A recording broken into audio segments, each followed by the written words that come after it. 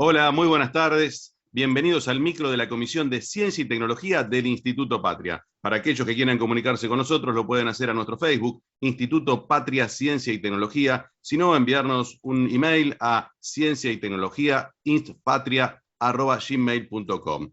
Y hoy vamos a hablar de la ciencia y la tecnología para la construcción de un país soberano, federal, inclusivo y feminista. Y si hay alguien que sabe de este tema, es Ana Franchi. Hola Ana, ¿cómo estás? ¿Qué tal? ¿Cómo están? Muchas gracias por tu tiempo, Ana, y le quiero comentar a la audiencia que Ana Franchi es doctora en Ciencias Químicas, presidenta del CONICET y la Red Argentina de Género, Ciencia y Tecnología. Ana, te queríamos que nos cuentes, dado que un país soberano debe serlo también tecnológicamente, ¿qué aportan la ciencia y qué la tecnología a la construcción de un país? Bueno, aportan mucho y creo que los que mejor lo entienden son los liberales.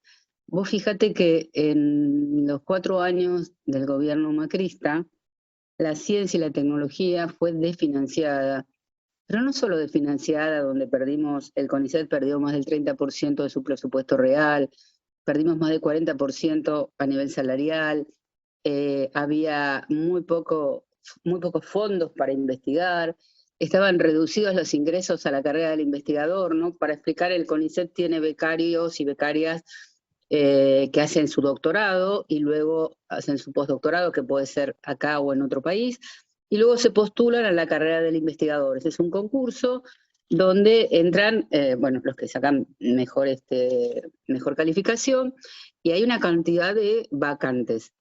Durante el gobierno de Macri estas vacantes disminuyeron abruptamente, lo que produjo es una pérdida de jóvenes formados, altamente formados, ¿no? Con un inmenso gasto del Estado argentino, porque pensaba que la mayoría de nuestros jóvenes habían caído en la educación pública, por lo tanto habían ido a nuestras universidades públicas, habían hecho su doctorado y su postdoctorado con fondos, pueden ser del CONICET, de las universidades, de la agencia, etcétera. Y muchos de ellos se fueron del país o fueron a hacer otras tareas. Todo eso lo hizo el gobierno de Macri, pero no solo para ahorrar dinero.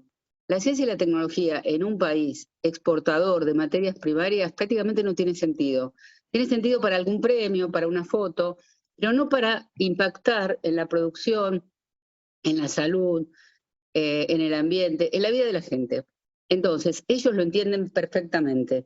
Siempre que está gobernando un gobierno de tinte liberal, la ciencia y la tecnología es ninguneada, porque aparte esa es la otra cosa que nos pasó durante esos cuatro años, desde los medios de comunicación y desde el gobierno nacional, tuvimos un ninguneo a todo lo que fue, por supuesto, educación, pero ciencia y tecnología en particular. Hay que recordar que un exministro dijo que había que ver si había que gastar en ciencia, ¿no?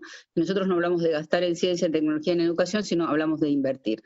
Entonces, si nosotros pensamos por otro lado al revés, totalmente al revés, queremos un país con todos adentro, con todos con una calidad de vida, necesitamos un país, como se mencionó en el inicio, un país soberano, un país federal, ¿no? Uno de los temas que tenemos con la ciencia y la tecnología es que, al igual que la mayoría de las actividades productivas, se realizan en lo que es la Argentina central, Buenos Aires, capital federal, provincia de Buenos Aires, Córdoba, Santa Fe, algo Mendoza, Tucumán, Neuquén, Río Negro y Chubut, y en las demás provincias tenemos muy baja cantidad de investigadores, muy baja inversión en ciencia y tecnología. Entonces, ¿cómo impacta en la soberanía? Bueno, creo que la pandemia es para dar clases durante muchos años, para mostrar esta realidad de la que nosotros permanentemente dijimos. Si ustedes se retrotraen a marzo del 2020, cuando recién comenzaba la pandemia, cuando nos impacta en la Argentina, que es fines de marzo del 2020, había muy pocas posibilidades de testear, de saber quién había adquirido el COVID y quién no. Tenía el Malbrán y unos pocos hospitales. Entonces empezaron a aparecer los kits diagnósticos, pero no en la Argentina. Empezaron a aparecer los kits diagnósticos en otros países. Y los países centrales no son generosos ni salieron mejor de la pandemia, como se dijo al inicio. Se los quedaban, porque era para su población. Así se formó en la Argentina, el 19 de marzo, la unidad coronavirus, donde participó el Ministerio de Ciencia, Tecnología e Innovación, la agencia y el CONICET, y se convoca a los investigadores y a las investigadoras a ver qué podemos hacer. Y lo primero que teníamos que hacer es poder testear, poder saber quién había adquirido la enfermedad o no. Y ahí, con un financiamiento importante y con una dedicación de nuestra comunidad científica, en 45 días, en solo 45 días tuvimos nuestro primer test diagnóstico, desarrollado por la doctora Andrea Gamarnik, investigadora de CONICET de la Fundación Leloir, un test de anticuerpos. 1 mes y medio, eso parece inimaginable. Poco tiempo después tuvimos el NeoKit, que ya determinaba el virus, no los anticuerpos, y se fueron agregando, no solo en Capital, sino en el interior, grupos que se pusieron a trabajar en kit diagnósticos. Entonces ahí pudimos testear, pudimos saber, sin tener que traer los insumos del exterior, la posibilidad de saber que una persona había adquirido o no la enfermedad. Pero fíjense que cuando tuvimos que desarrollar esos kits, nos costó comprar los insumos, porque tampoco te vendían los insumos para hacer los kits, ¿no? Entonces, bueno, todo eso se pudo desarrollar en estos momentos. Varios de esos kits se están exportando, implican divisas para el país. Reemplazo de importaciones, por supuesto, y además divisas para el país. Luego empezó el tema de queremos la vacuna, ¿no? Cuando nos vacunamos, cuando pongo el bracito, etcétera. ¿Qué hizo el primer mundo cuando desarrolló la vacuna? Se las compró todas. El otro día leía que en Europa vencen 41 millones de vacunas, muchas más de las que donaron en África. Esto es la realidad del mundo, y esta es la soberanía. Esta es una soberanía sanitaria, ¿sí? Vacunas, kits y distintos tipos de terapias que se fueron desarrollando. Si vamos a energía, fíjense, estamos con la guerra de Ucrania. El gas aumentó en 2 días un 40%. Un 40%. ¿Eso cómo va a impactar para nosotros? Terriblemente, porque no es el gas, sino con el gas, como sabemos, se produce electricidad, no es solo el gas. ¿Eso cómo va a impactar? Bueno, el desarrollo de las tecnologías, la exploración, la posibilidad de tener cada vez más recursos propios en energía, las energías tradicionales, pero además hacer la investigación en las energías renovables, hacia dónde va el mundo, ¿no? Se está hablando que de acá al 2030, más o menos creo que es el 2030, se van a dejar de utilizar los hidrocarburos que contaminan, etcétera, etcétera. Tenemos que ir hacia las renovables, hacia la eólica, la solar, hidrógeno, etcétera, etcétera. Y ahí que vamos a comprar todo hecho de nuevo, vamos a comprar como cuando se hizo la eólica en la época del macrismo, que lo único que puso Argentina fue el aire, el viento y el cemento para armar los molinos, o vamos a desarrollar nosotros una tecnología para que además, no es solo soberanía, es trabajo. Cada cosa que se desarrolla implica que muchísimas personas, muchísimas pymes se asocian a esos trabajos, y es trabajo genuino, trabajo de calidad. También se inserta con lo que es la educación, ¿no? Formemos nuestros jóvenes y nuestras jóvenes en trabajos, en oficios, en profesiones que sirvan para todo esto. Entonces, permanentemente el mundo se va cerrando, cada vez hay países que tienen mucho, siempre lo hubo, pero creo que cada vez más se ve en este mundo, países que no tienen casi nada. Nosotros, la verdad, tenemos un gran potencial, y claramente el desarrollo científico y tecnológico va asociado a cualquier desarrollo de país. No solo crecimiento, el otro día el presidente lo decía, crecimiento, puede crecer el PBI, pero ese PBI puede crecer y quedar en manos de pocos, miremos 2016-2017, o puede crecer, un país puede crecer incluyendo a todos y a todas. Ana, ¿cómo se gestiona en el Sistema Nacional de Ciencia, Tecnología e Innovación para federalizar la investigación en ciencia y el desarrollo de tecnología? Bueno, ya mencionábamos antes que la ciencia y la tecnología está más desarrollado, mucho más desarrollado en las provincias centrales que en las otras.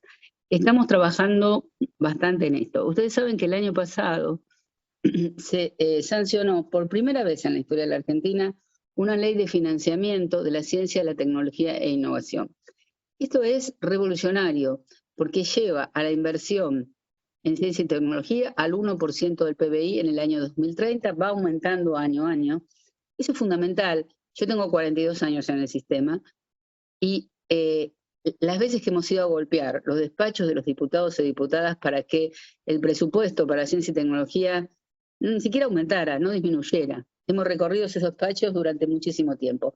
Esto establece que año a año el presupuesto para ciencia, tecnología e innovación va aumentando un 15% en su participación en el PBI. O sea, aumenta un 15%, pero además, si el PBI aumenta, aumenta aún más lo que va a pasar este año. Esa ley establece además que un porcentaje importante de ese aumento va a disminuir las asimetrías, a federalizar en definitiva. Pero cuando uno habla de federalizar, uno incluye, me parece que son todas las provincias. No, hay grandes diferencias, por ejemplo, entre Córdoba y Santiago del Estero. Nosotros, por ejemplo, en Formosa tenemos 6 investigadores, en la capital federal más de 3.000. Entonces, esa ley nos va a permitir invertir en equipamiento, en infraestructura. Fíjense que hubo un plan federal, hubo varios planes federales durante los gobiernos de Néstor y Cristina para construir institutos de investigación. El último fue el 2014. Había 24 institutos. ¿Saben cuántos se construyeron entre 2015 y 2019? Medio. Toda esa gente quedó medio porque se terminó uno que se estaba construyendo en la provincia de Salta. Estos institutos ahora se comienzan a financiar, estamos en la etapa de licitación y se comienzan a construir institutos que la gran mayoría no están en la capital federal. Eso es infraestructura. Asimismo, el Ministerio tiene planeado largar otro financiamiento de infraestructura, porque en el medio de nuestros 5 o 6 años las necesidades fueron aumentando.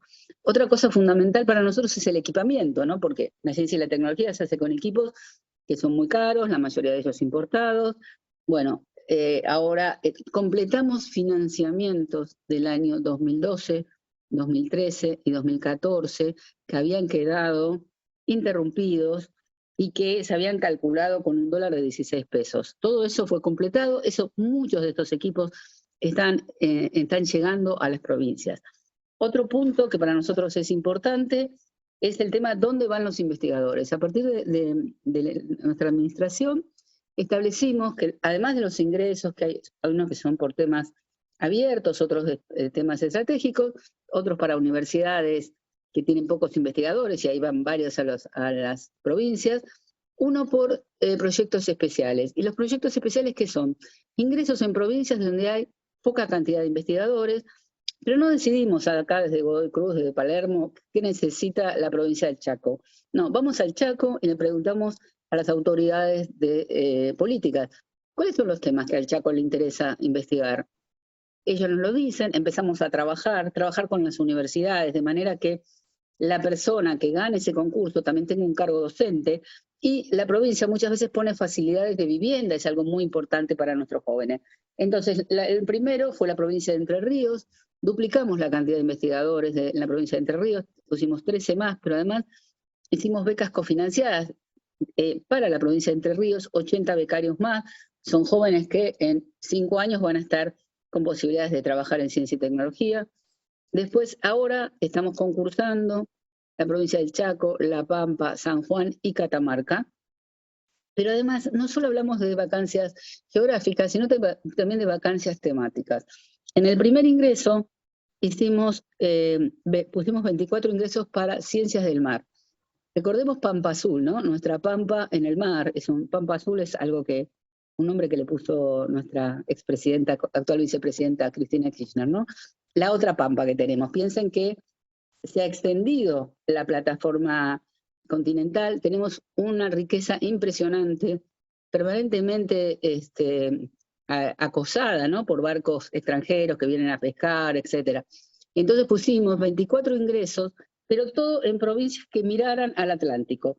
Así entraron jóvenes en Bahía Blanca, en Mar del Plata, en Puerto Madryn, en Ushuaia, etc. En este ingreso, y ahora más que nunca es de gran importancia, pusimos ciencias forestales. Nuestros bosques, la recuperación, la pérdida, la explotación de los bosques, la biodiversidad, fíjense todo lo que está pasando en estos momentos en Corrientes.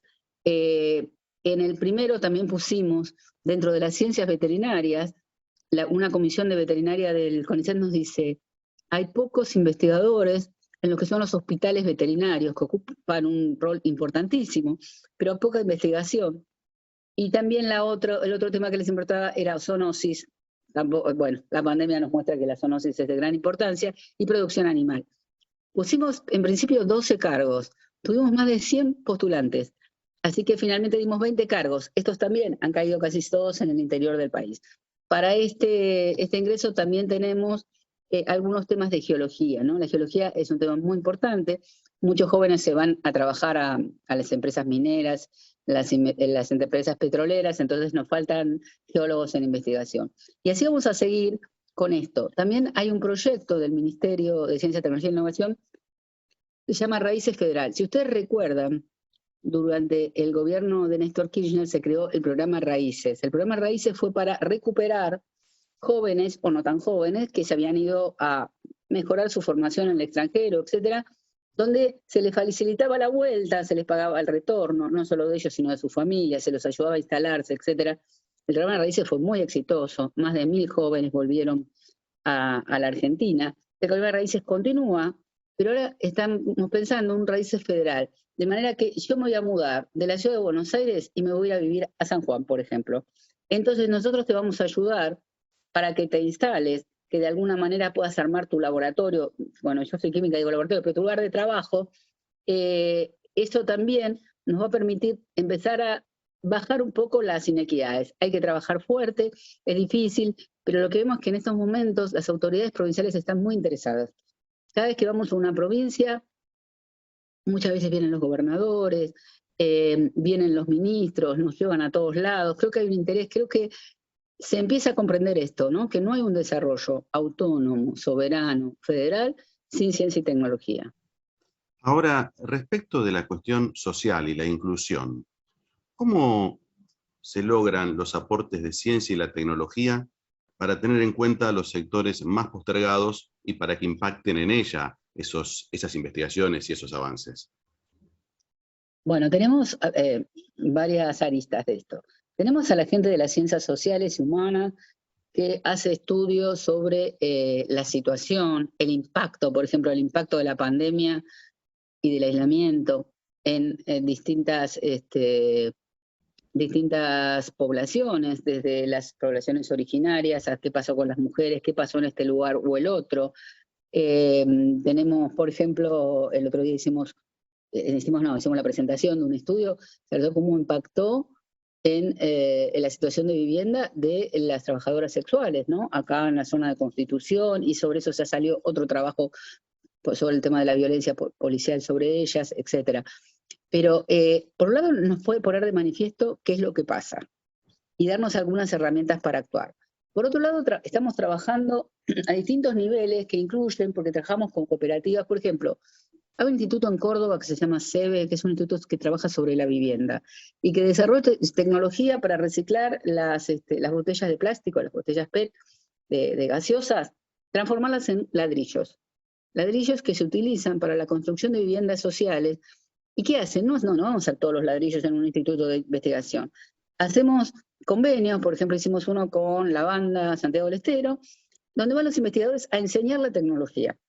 ¿Y a quién se le enseñan? En general a cooperativas. Entonces las cooperativas generan trabajo y esos ladrillos se utilizan en viviendas sociales. Tenemos, por ejemplo, firmamos hace poquito un acuerdo con la empresa Danone para realizar unas líneas de yogur con una cepa desarrollada en la provincia de Tucumán. La provincia de Tucumán hace muchos años que tiene un yogur que se llama yogurito, que es un yogur enriquecido, que mejora el sistema inmune y se da a los chicos en las escuelas primarias. La provincia de Tucumán, aún durante el macrismo, lo pudo sostener, y eso significa no solo que los chicos se enferman menos, porque al enfermarse menos, faltan menos a la escuela. Entonces esto es un círculo virtuoso, ¿no? Bueno, hicimos ese acuerdo, pero el acuerdo, además de, bueno, quienes participan, etcétera, etcétera, nosotros establecimos, bueno, 2.500 yogures diarios van a ir a las escuelas o comedores que nosotros establecimos y la logística la hace la empresa. Cada una de estas cosas que desarrollamos nosotros la asociamos a algún servicio social, pero fundamentalmente lo que podemos hacer es ir a lugares y mejorar la forma de trabajar, incorporar el desarrollo, si hay más trabajo, si viene, por ejemplo, esta Atucha 3, ¿no? Que se va a instalar ahí en Lima. Bueno, es Atucha 3, pero es un montón de pymes que van a estar asociadas a trabajar con Atucha 3. Se habla de 7.000 puestos de trabajo. Y esos 7.000 puestos de trabajo van a necesitar conseguir que jóvenes empiecen a aprender otros oficios. Y eso también es un círculo virtuoso. Yo me acuerdo hace mucho tiempo, ¿se acuerdan cuando se lanzó el ARSAT 1? Que yo les juro que lloré y para mí era casi ganar un mundial de fútbol. Mucho tiempo después yo fui de vacaciones al sur y la dueña de la cabaña que alquilé me dice, mi hijo trabajaba en una pyme que hacía no sé qué cosa, para Atucha, y mi hijo dice, en ese satélite hay un poquito de algo mío. Eso, además de inclusión, es orgullo y es soberanía. Entonces, me parece que todos los desarrollos implican un impacto. Es lo mismo cuando una universidad se instala en algún lugar poco desarrollado, ni hablar lo que es el polo científico-tecnológico, cómo cambió el barrio de Palermo. Pero impacta en el día a día de la gente. Pero lo que más impactamos, me parece, es en generar tecnologías que sean inclusivas y que no dejen a la gente afuera. Hace 4 días estuvimos en la CGT, la primera vez en la historia que un ministro de Ciencia y Tecnología y un presidente, en este caso presidenta del CONICET, van a la CGT. Y estuvimos con todo el consejo directivo de la CGT y representantes de todos los gremios. Y una preocupación que nos planteaban es que la tecnología no deje a la gente sin trabajo, que es una preocupación real, ¿no es cierto? Yo en vez de 10 personas necesito 5. Bueno, con las otras 5, ¿qué hago? Bueno, tengo que pensar cómo las incluyo, cómo hago que estas personas puedan trabajar en un trabajo que probablemente sea mejor. Bueno, ahí nosotros también podemos trabajar. Como última pregunta, se habla de ciencias duras, es decir, química, física, biología, y de ciencias blandas, por ejemplo, historia, sociología, antropología, estudios culturales, lingüística, etc. ¿Qué aporte hacen cada tipo de ciencias, es decir, las ciencias duras y las ciencias blandas al desarrollo? Yo creo que cada vez más vamos a lo multidisciplinario. No hay problemas que se puedan tratar aisladamente. Fíjate, vaca muerta. ¿Vos qué pensás? En vaca muerta necesitamos geólogos, necesitamos químicos, necesitamos ingenieros, pero también necesitamos sociólogos, necesitamos trabajadores sociales. En cada lugar chico donde aparece un desarrollo petrolero o minero, el impacto en la población es terrible. Primero, una inflación muy importante porque entran trabajadores y trabajadoras que ganan salarios muy superiores a los del lugar, un impacto social muy complicado. Y ahí necesitamos a las ciencias sociales para que digan cómo va a impactar, cómo vamos a mejorar a las ciencias de la educación, ¿no? ¿Cómo hacemos, qué hacemos, cómo hacemos que parte de esta población pueda entrar a trabajar ahí? Porque las vamos formando. Entonces, cada problema que nosotros tenemos que encarar, tenemos que ver lo social, lo tecnológico más duro y, por supuesto, el impacto ambiental. Pero todo eso está totalmente asociado, no hay formas. Como te digo, desarrollamos los ladrillos, bueno, ahí hay un ingeniero, pero los ladrillos van a una cooperativa y la cooperativa va el producto, los ladrillos van a construir una casa. ¿Y a quién le contestamos la casa? ¿Dónde la construimos?